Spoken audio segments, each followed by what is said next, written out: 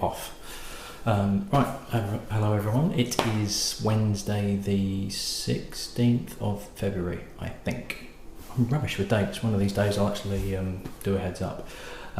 So tonight I'm just going to do one because I'm just a little bit ahead, so I've got enough time. I don't have to do two. But last night I did a rather disappointing Pinwinnie and then a surprisingly good Grand MacNish. Now, Grand MacNish is owned by a company called Macduff International, and they have two other blends on their portfolio. One is called Isla Mist, which is a Isla-based blend, as you would probably expect judging by the name.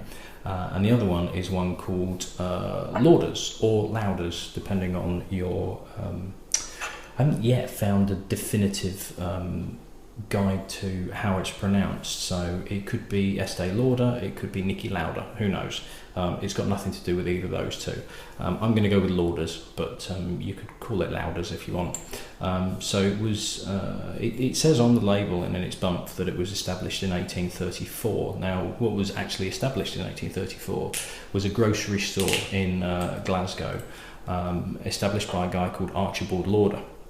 And as part of his, now this is not the first whiskey I've had where, particularly in terms of a blend, where it's been produced by a guy that owned his own grocery store that was looking for a whiskey to sell to his customers and began blending, and it took off.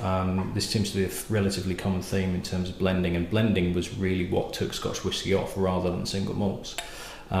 So it's another one, you know, he had a grocery store. Now apparently he was quite big on using, I suppose what you call nowadays consumer research. He had a lot of friends and customers that he would taste the whiskey with and try it out on them.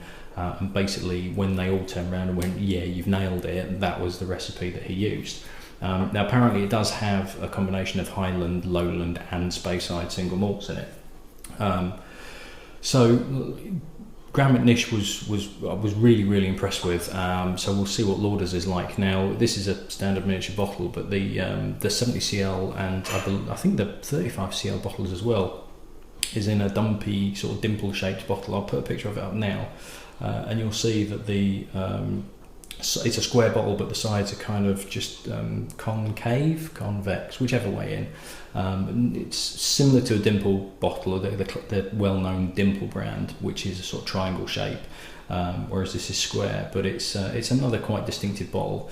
Now, this is quite big in Europe, seems to be, and in Scandinavia. You're looking at anywhere between 15 to 20 quid a bottle for this one. So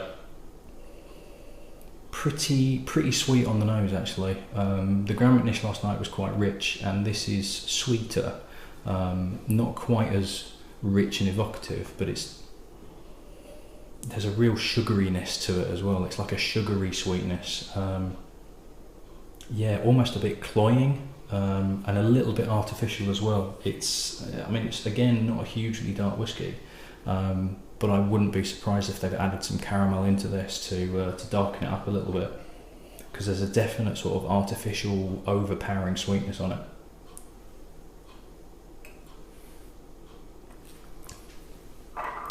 Very smooth, 40% alcohol again. Very smooth, but not a great deal to it. Very little on the finish. Again, that sweetness is there, but it's not as intense as it is on the nose. Again, it's kind of cloying, it's quite sugary sweet. There's a slight juiciness to it, which is probably a little bit element of that grain coming through. But the overpowering flavour is definitely kind of artificial sweets that have just, the sugar content is a bit too high.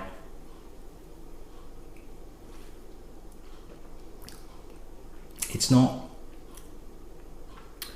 an unpleasant sweetness, but it's just a little bit overpowering, and it's a little bit fake. There's something artificial about this.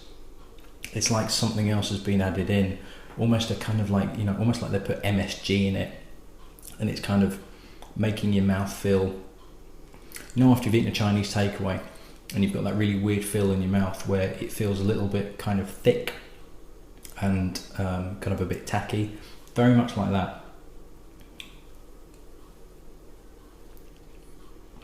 Considering how good the Grand MacNish was, this is pretty much a step down. It's not awful, but I can't say I'm a fan. It's a very cloying, not particularly pleasant whiskey to drink, which is a shame because I had quite high hopes for this.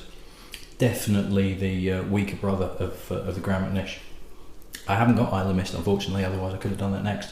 Hopefully I can lay my hands on that and we can do 3 for 3.